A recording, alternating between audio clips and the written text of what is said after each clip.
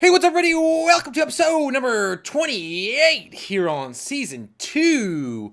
And today we are getting into Dow Jones Industrial Average drops 600 points. This question comes from Jay Lewis, and he says, Coach Keith Bridgeforth, any thoughts on the market now that it is going down? Maybe we should switch to conservative for now. First of all, these videos are for educational purposes only, and they're not to be taken as financial advice. These are my personal opinion on how I would look at the stock market. Anyways, let's go ahead and get into it. So, like the thing that says, we keep on setting all-time highs since basically in January. We've been climbing at like a crazy rate. Then a few days ago, we broke through 26,000 on the DJI, the Dow Jones Industrial Average, which is just crazy growth over the last year. Obviously, a lot of stocks have become overvalued, and so a lot of like investing firms are going to start probably selling off just because it's no longer like the value of that stock is way overvalued, and so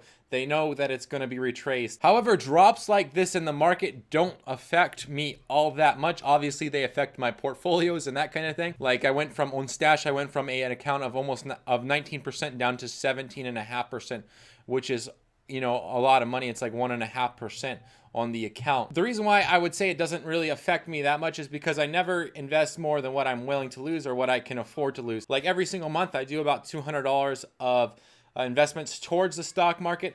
Outside of that, that's it. So it comes down to basically like $40 or more, like about $50 a week.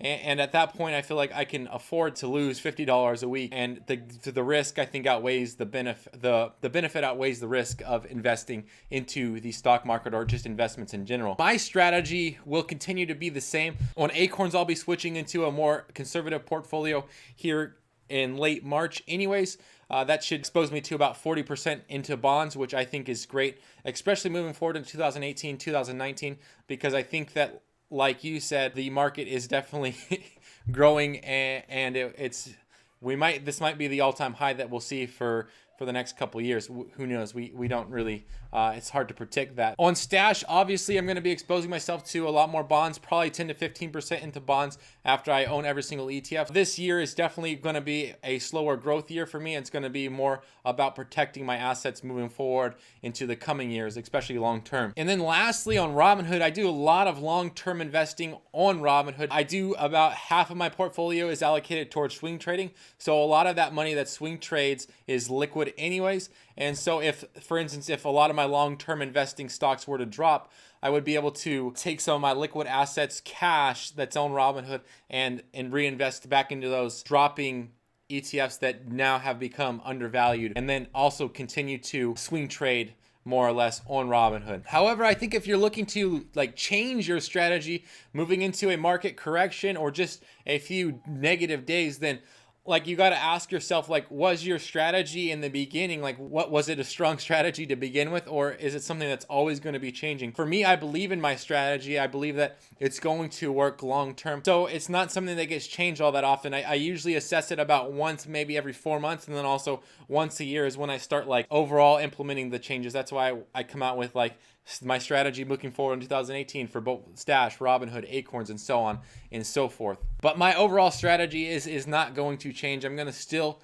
be having my portfolio set up the same, making those regular deposits. That being said, if you're unable to sleep at night because of what's happening in the market, then I would consider moving my money into a more conservative approach. It's a little bit unhealthy if you can't sleep at night. And I think that it's way more important to protect your health over protecting your assets. So if you're unable to sleep because of the money that's in the stock market, then definitely you got to look at maybe a more conservative approach.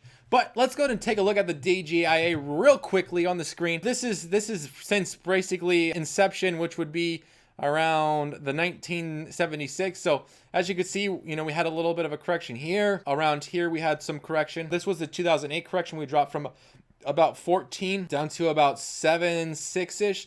So basically, whenever we have a correction, we basically drop half. So you figure right here was about 3, and it dropped down to like 15 or so. Around here, we hit about 14, dropped down to about 7.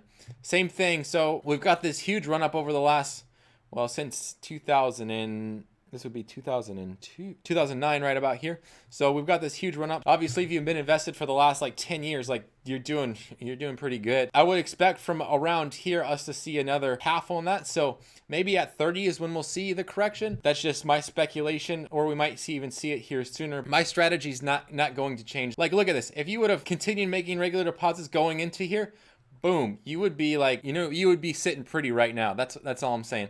So I'll just leave it with that. Let's go ahead and dive into the question of the day, which is, what's your fast food horror story? For me, it's not really that bad, I guess, but my wife and I and my son are all vegan. My wife is like extremely allergic to dairy and cheese and that kind of thing. So we go to this taco shop down the street, and we get like a bean burrito, and we tell them no cheese, but they slip some cheese into it. And next thing you know, she's eating it, blah, blah, blah, blah, blah. And I'm like, hey, I think that there's a little bit of cheese in here. Sure enough, like about 30 minutes later, we're still sitting there just kind of talking, whatever. And she's like running to the bathroom, throwing up. Like it was just a mess. It was a mess. I reached out to the company, and they never resolved the issue. They told me that they were going to give me some gift cards and blah, blah, blah, blah, blah. And I was like, okay, well, when do I get to come? When should I come pick them up? Like, how do you guys handle this? And never got back to me. Like, I was like, this is the worst customer service I've ever dealt with. So that was my fast food horror story. Like I was saying, if you have any questions regarding Stash, Acorns, Robinhood, as well as general investing advice, business, Etsy coaching, post those questions down below. Don't forget to subscribe up here and check out my Acorns recap December edition. Check out this other video right here. And as always, thank you for watching. I really appreciate it.